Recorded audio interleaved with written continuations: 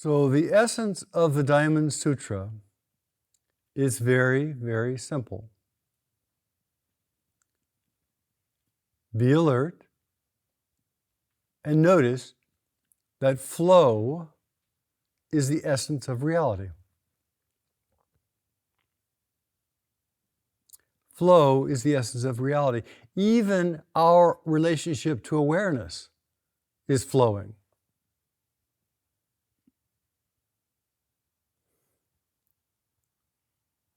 Everything is flowing. There is nothing static. So, very simple. So every idea we have, every concept we have is changing, unpinned downable.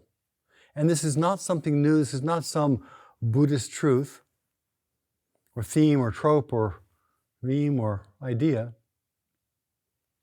It is simply a recognition of the way things are. And the reason this sutra is called the diamond which cuts through delusion, the diamond cutter of doubt, is because everything else can be opened up with this one reality, this one truth. Everything is flowing. And flowing, of course, as the Diamond Sutra keeps saying, is just an idea.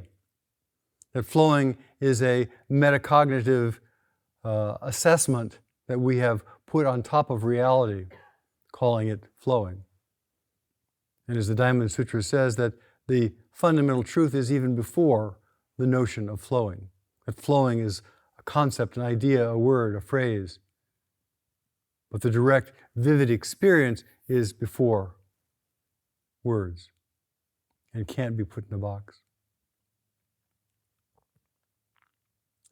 So when we are in accord with the way things are, when we are in accord, when we're in harmony with, when we're aligned with the way things are, we meet and respond to circumstances as they arise.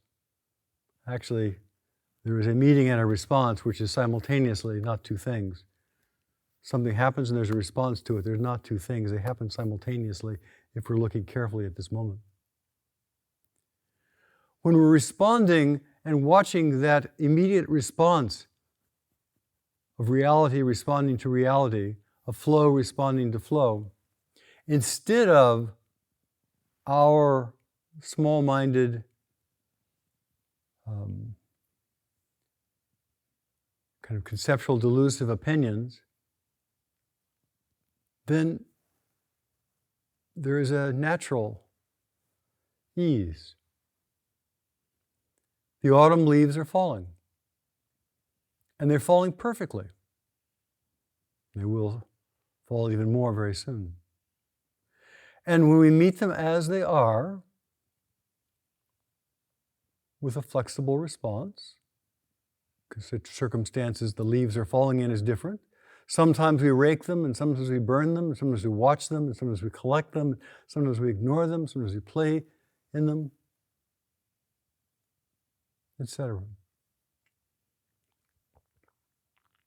The way our information operating system works is to try to combine, delineate, describe things. It's useful. It's very nice to know what size clothing you're wearing. It's very nice to know how to navigate to the store. It's useful. But when the mind sees these general patterns, here's a general pattern of who I think I am, the bits and pieces that I call me, the sensations of the hand, the flickers of the thought, the emotions, the feeling of the body moving as it breathes, and then the mind puts it all together as a package and says, oh, that's obviously a thing. That general pattern, that gestalt, that array, that template, that overview, that's true. That's me. And when we mistake these operational definitions for reality, then instead of creatively responding to the natural flow and having the natural flow respond appropriately to the natural flow, we have this idea and we are bouncing off it.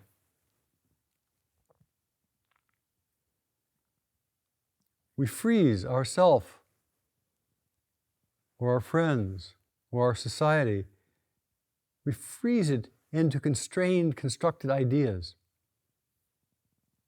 And then once we've frozen something into a constrained or constructed idea like autumn as a thing, autumn is not a thing, can't find autumn, or leaves, there's a million different kinds of leaves, a million different leaves. The idea of leaves is a mental construct. And then we start applying all the shoulds to it, all the ways of controlling, dealing with it. Instead of having a flexible, flowing response. The number one place that the Diamond Sutra says that we have to look at is this idea of me, I, self, myself. So right now, sitting right here, hearing these words, notice your thoughts. Notice how quickly they change. Or if your mind is calm and still, and thoughts bubble up, they bubble up instantly out of nowhere. Just look at your thoughts. How many thoughts have you had in the last minute? And do they stop? And we can't hold on to a single thought. They all self-liberate. They all instantly disappear. And sometimes we repeat them over and over and over again. We think we're having the same thought, but we're actually repeating something over and over again, and each iteration is different. And the thoughts have no location. Where are these thoughts? Where's the experiential? Where can I experientially contact these thoughts? Nowhere.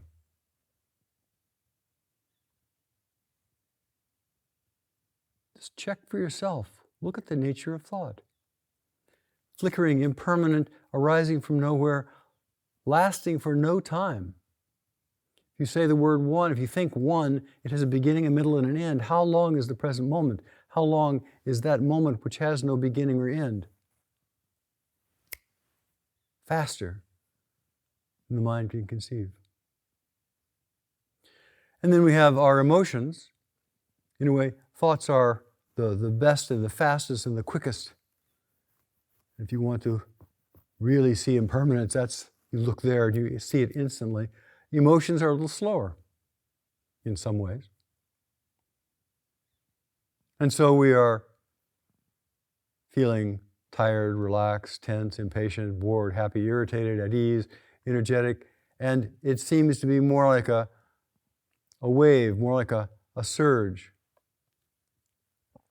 Seems to be lasting longer. But if you're watching emotion, it flickers too. It changes constantly. You're feeling one way right now, and in a few minutes there'll be dinner and you'll feel differently. In a few minutes there'll be something else and you'll feel differently. The emotions are constantly changing. Like it, don't like it, easy, hard, good, bad, cold, hot. The way it is. Nothing wrong. But we mistake a sensation, an emotional sensation. We put a story on it, and we think, that's it. And then we look at the body, which moves even slower still in some ways. And the body has a feeling of weight in the face, for example. And the emotions feel tired. And the mind gets on a story of, I'm tired. Nobody has ever been this tired. I am so tired. And then the story begins. And then we have to solve the problem that we just made up.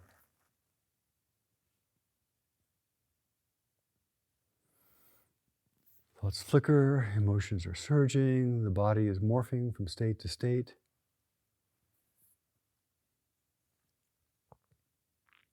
And the conceptual mind, instead of just being aware, or the mind, instead of being aware of this flow, constant flow, perhaps at different rates, perhaps not, instead of being aware of this constant flow, we seize on it, say there's an idea, I am always like this. This always happens to me. And then we have to solve the problem that we had just discovered, created.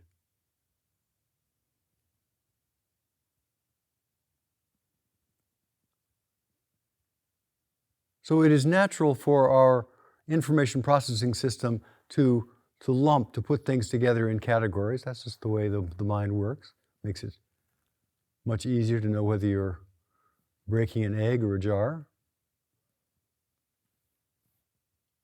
But when we think that fixated idea, and the Diamond Sutra basically says it's not fixated, it's never been fixated. Don't think that it's fixated.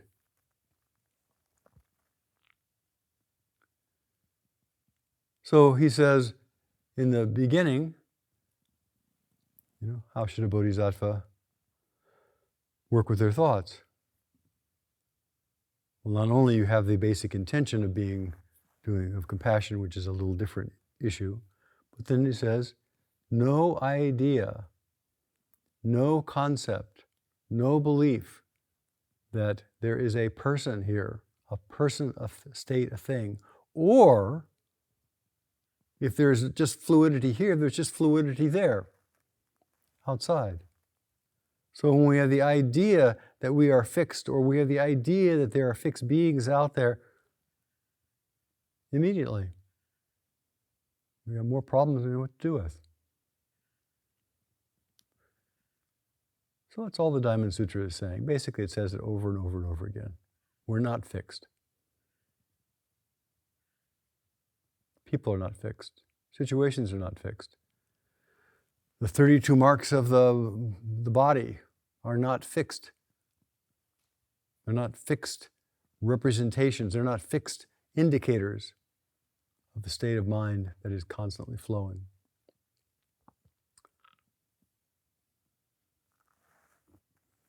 So, in essence, we're sitting here, and the essential practice is have your fundamental awareness, your fundamental method, generally body is body, fundamental method of feeling the body moving as it is being breathed.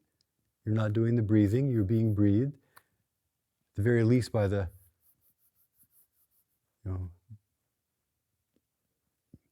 autonomic nervous system, but perhaps by something even more fundamental than that. And watch it change. Watch even our relationship to change. And see, we're never stuck. We feel tired and miserable and our back aches. Yeah, okay, that happens. And we're not that way. It will change. It will flow.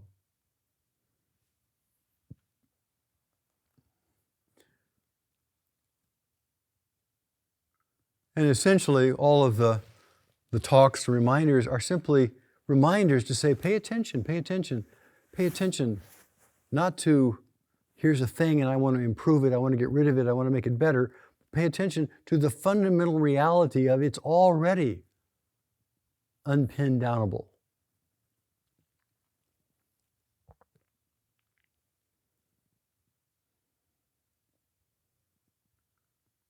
Now, if for some people this is just old truisms. But some people, most of us, we get caught. And a few words that are a sign that we've gotten caught: should, if only, would be better if, reality would be better if it agreed with me. all those people and things out there, they're doing whatever they do. If they just did it my way, the world would be so much better and happier. Why aren't they all doing it my way?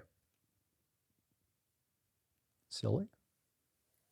But then we apply that to the social ills of the world. Interesting. Here's what Eckhart Tolle says. The human mind, in its desire to know, understand, and control, mistakes its opinions and viewpoints for the truth. The mind says, this is how it is. You have to be larger than thought to realize that however you interpret your life, or someone else's life, or behavior, however you judge any situation is simply a temporary viewpoint. One of many possible perspectives. It is no more than a bundle of thoughts. But reality is one unified whole in which all things are interwoven, where nothing exists in and by itself. Thinking fragments reality. It cuts it up into conceptual bits and pieces.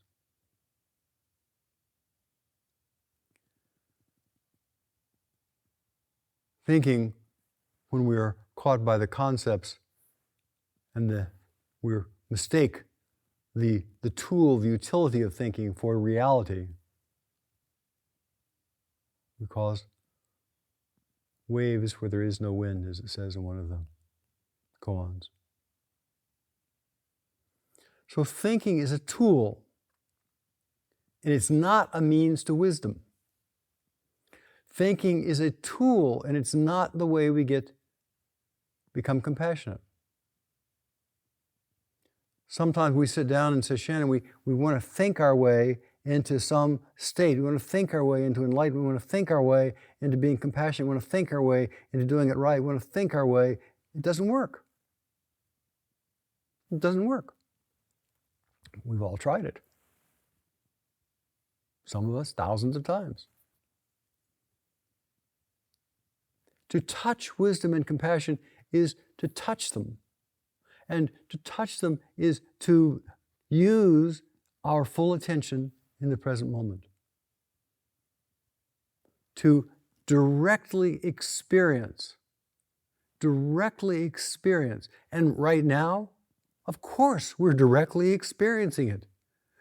Right now, of course, we're directly experiencing the infinite flow of all things because that is the nature of reality. Right now, we are directly experiencing the fantasy that there's a perspective from where we're seeing these things. We're directly experiencing it. So the Buddha keeps saying, well, if you understand something, that's great, and yet that still is an understanding which is not the direct experience which is constantly flowing. So again, observe the way your mind is working right now.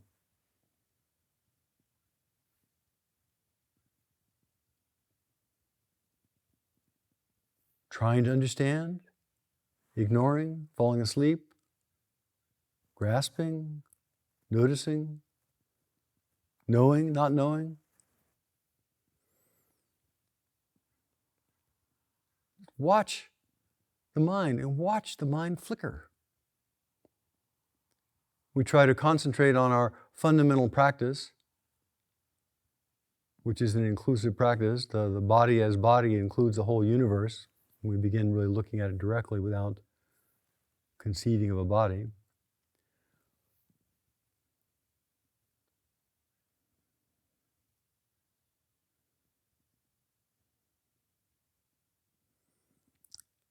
The reason the Buddha says, and the Diamond Sutra says over and over, is nobody got enlightened, the Buddha didn't get enlightened, is because the fundamental awareness experience is always the fundamental awareness and experience. And it's not a matter of recognizing it or not recognizing it. It's not a matter of it suddenly becoming into reality and not being in reality. It's always the way things are. And so if we think, oh, now I'm special because I now see the way things are, when everybody sees the way things are, If someone says, as it says in the sutra, I'm now an arahat, I'm now a once returner because I know, but everybody knows. Everybody knows things are fluid. Now there is spiritual maturity, which is a little different matter.